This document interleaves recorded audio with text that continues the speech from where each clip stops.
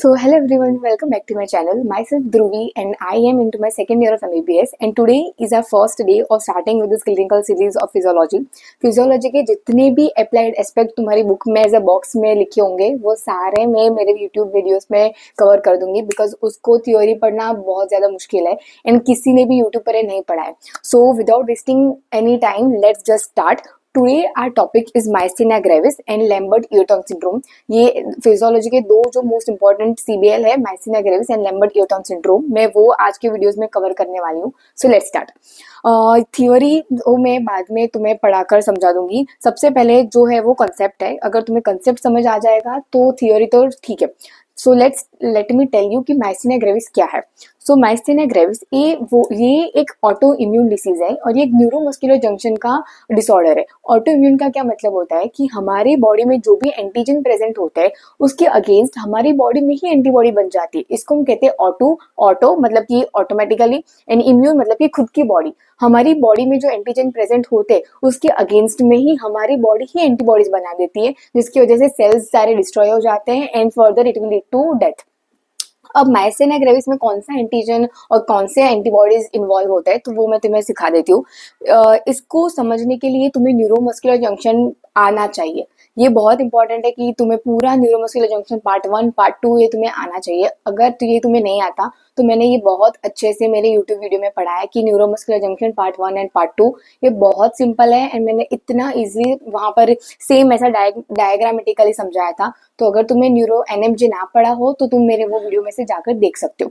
तो फिर भी मैं थोड़ा रिकेप करवा देती हूँ कि एनएमजे में क्या होता है. सबसे पहले डेंड्राइट होते हैं, फिर सेल बॉडीज होती है एंड देन यहाँ पर नीचे जो होता है वो एक्सॉन होता है and then here comes the synaptic bulb और साइनेप्टिक वेसिकल्स. तो यहाँ पर इम्पल्सेस नीचे नीचे नीचे पास करते हैं. जैसे इम्पल्सेस डाउन द एक्सॉन पास करते हैं वैसे सोडियम चैनल्स खुल जाते हैं. जैसे सोडियम चैनल्स खुल जाते हैं तो अंदर का जो वोल्टेज होता है वो मोर एंड मोर पॉजिटिव होता जाता है. जितना मोर पॉजिटिव होता जाएगा उतना जल्दी कैल्शियम के चैनल्स जो है वो खुल जाएंगे. जैसे कैल्शियम के चैनल्स खुल जाएंगे एंड कैल्शियम का इन्फ्लक्स होने लगेगा आउटर टू इनवर्ड्स, तो उसकी वजह से जो एसिटाइल कोलिन जो साइनेप्टिक वेसिकल्स है जिसके अंदर एसिटाइल कोलिन फील्ड थे वो साइनेप्टिक वेसिकल्स धीरे धीरे फ्यूज होते जाएंगे. जैसे ये फ्यूज होते जाएंगे वो यहाँ से टूट जाएंगे, वेसिकल्स टूट जाएंगे एंड वेसिकल्स में से ये एसिटाइल कोलिन जो है वो रिलीज हो जाएगा. जैसे एसिटाइल कोलिन रिलीज हो जाएगा वैसे ही यहाँ पर ये एक स्केलेटल मसल है. स्केलेटल मसल की पोस्ट जंक्शन फोल्ड्स पर या we could say post synaptic membrane पर एसिटाइल कोलिन के यहाँ पर रिसेप्टर्स प्रेजेंट होंगे. ये निकोटिनिक रिसेप्टर्स है और ये पेंटामेरिक है क्योंकि उसमें 5 यूनिट प्रेजेंट होते हैं इसलिए इसको पेंटामेरिक कहते हैं. एंड यहाँ पर ये एसिटाइल कोलिन उसके रिसेप्टर के साइड बाइंड कर जाएगा. इसी एंटीजन या इसी रिसेप्टर के अगेंस्ट में हमारी बॉडी जो है वो एंटीबॉडीज बना देती है. मतलब होता क्या है कि जैसे ही एसिटाइल कोलिन यहाँ से रिलीज हुआ और उसको जाना कहाँ होता है, उसके एसिटाइल कोलिन के जो यहाँ रिसेप्टर प्रेजेंट है वहां पर जाकर ये बाइंड कर जाएगा. बट हमारी ये ऑटो इम्यून है तो ऑटो इम्यून में क्या होगा कि ये रिसेप्टर के अगेंस्ट ही ये एंटीबॉडीज जो है वो जनरेट हो जाएगी. तो अगर एंटीबॉडीज जनरेट हो गई तो रिसेप्टर्स तो सारे खत्म हो जाएंगे, सारे रिसेप्टर पैक हो जाएंगे. तो ये एसिटाइल कोलिन जो है वो सेल के अंदर आ नहीं पाएगा. अगर वो एसिटाइल कोलिन उसके रिसेप्टर के साथ बाइंड नहीं करेगा उसकी एक्टिविटी कम हो जाएगी और मसल जो है वो धीरे धीरे पैरालिसिस के स्टेट में चला जाएगा. क्यों? बिकॉज ये मसल कॉन्ट्रैक्शन जो है वो रिलीज होने लगेगा. ये तुम्हें बहुत अच्छे से समझ जाएगा जब तुमने पूरा न्यूरोमस्कुलर जंक्शन अच्छे से पढ़ा हो. बट आई हैव ट्राइड कि जितना हो सके उतना अच्छा मैं तुम्हें समझा पाऊँ एक छोटे से डायग्राम में.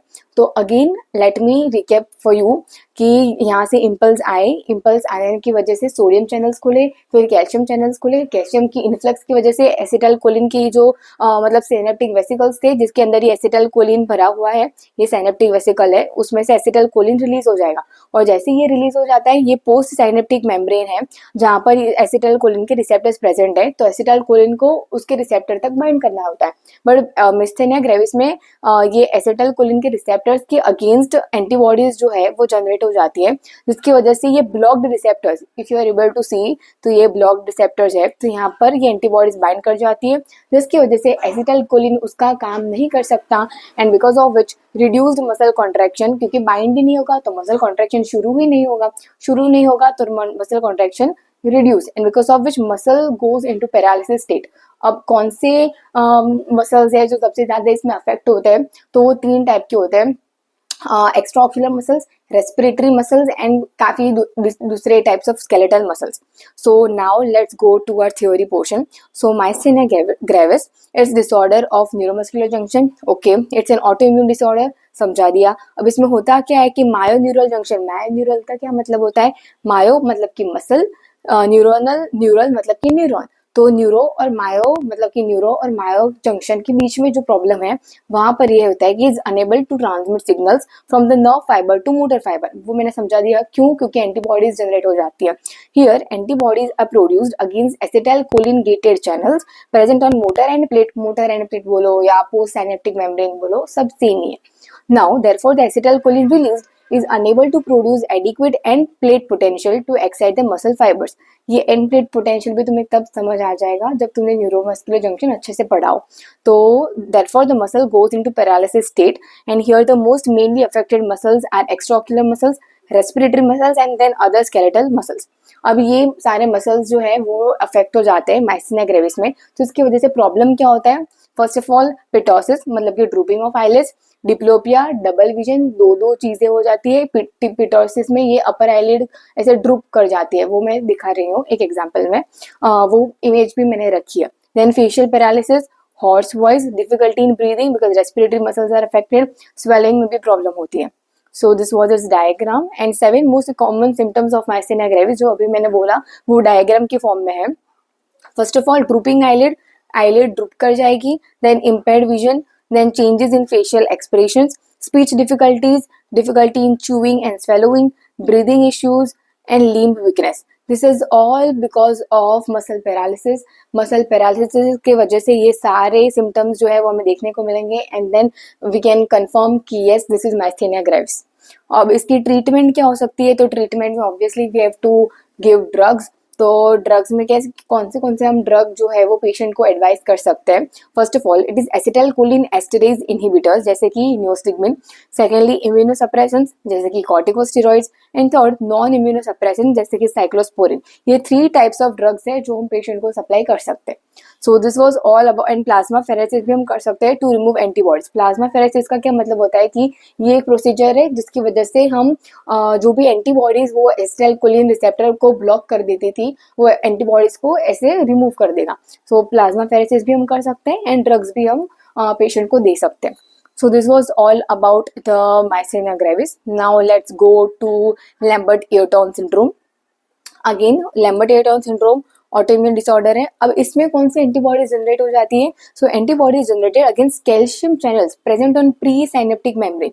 मैंने पहले ही बोला कि जो भी न्यूरॉन है तो उसमें सबसे पहले सोडियम के चैनल्स खुलते हैं, फिर सोडियम का इन्फ्लक्स. सोडियम की इन्फ्लक्स की होने की वजह से जो पोटेंशियल है सेल के एक्सॉन के अंदर का वो बहुत ज्यादा इंक्रीज होता है. जैसे ही ये इंक्रीज होके थ्रेशोल्ड पोटेंशियल तक पहुंच जाता है तो कैल्शियम चैनल्स खुल जाते हैं एंड कैल्शियम का इन्फ्लक्स होने लगता है. तो ये ही कैल्शियम चैनल्स जो प्री साइनेप्टिक मेम्ब्रेन पर प्रेजेंट होते हैं उस पर एंटीबॉडीज जो है वो एक्ट कर जाती है. तो उसकी वजह से क्या होगा कि कैल्शियम अंदर नहीं आ पाएगा क्योंकि उसका जो पंप है कैल्शियम के पंप के अगेंस्ट एंटीबॉडी जनरेट हो गई. तो अब कैल्शियम जाएगा कैसे यहाँ पर, तो ये एक ही दरवाजा था. अब यहाँ पर एंटीबॉडीज आ गई तो कैल्शियम यहाँ से यहाँ राइट टू लेफ्ट यहाँ से यहाँ जाएगा कैसे, तो ये प्रॉब्लम होता है. सो कैल्शियम इन्फ्लक्स इन नर्व टर्मिनल वो डिक्रीज हो जाता है. तो एसिटाइलकोलिन रिलीज, जब तक कैल्शियम नहीं आएंगे तो साइनेप्टिक वेसिकल्स को धक्का कौन मारेगा, धक्का नहीं मारेगा तो एसिटाइलकोलिन रिलीज ही कम होगा. तो again scanty acetylcholine release unable to generate adequate end plate potential in muscle fibers, therefore again it leads to muscle weakness. So same, almost same है myasthenia gravis and Lambert-Eton syndrome. बस कौन से receptor के against antibodies generate होती है वो तुम्हें बहुत अच्छे से आना चाहिए. माइस्थेनिया ग्रेविस में एसिटाइलकोलिन के रिसेप्टर्स जो है वहाँ उसके अगेंस्ट में एंटीबॉडीज बन जाती है, ऑटोइम्यून है. एंड लैम्बर्ट-एटन सिंड्रोम वो भी ऑटोइम्यून है बट एसिटाइलकोलिन नहीं, कैल्शियम गेटेड चैनल्स जो है उसके अगेंस्ट एंटीबॉडीज जनरेट हो जाती है. So this was all about ये भी है. देखो सो न्यूरोमस्कुलर जंक्शन ये वोल्टेज गेटेड कैल्शियम चैनल्स हैं, यहाँ पर एंटीबॉडीज जनरेट हो जाती है. अगर इससे भी ना समझ आए तो एक बहुत फनी मतलब ये है डायग्राम कि लैम्बर्ट-एटन है, ये मोटर न्यूरॉन, ये कैल्शियम चैनल है और ये एंटीबॉडीज है. तो ये एक एक करके ये कैल्शियम के चैनल्स है ना उसको ब्रेक करता जा रहा है, मतलब कि मतलब एक फनी एग्जांपल है कि वहाँ पर एंटीबॉडीज जनरेट हो जाती है, तो जिसकी वजह से एसिटल साइनेप्टिक वेसिकल्स में से एसिटाइल कोलिन रिलीज नहीं हो पाएगा। तो एसिटाइल कोलिन रिलीज नहीं हो पाएगा तो ये क्या कह रहा है, someone please open calcium channel and get me acetyl choline, because muscle है उसको तो एसिटाइल कोलिन चाहिए, बट कैल्शियम की वजह से एसिटाइल कोलिन रिलीज नहीं हो पाएगा।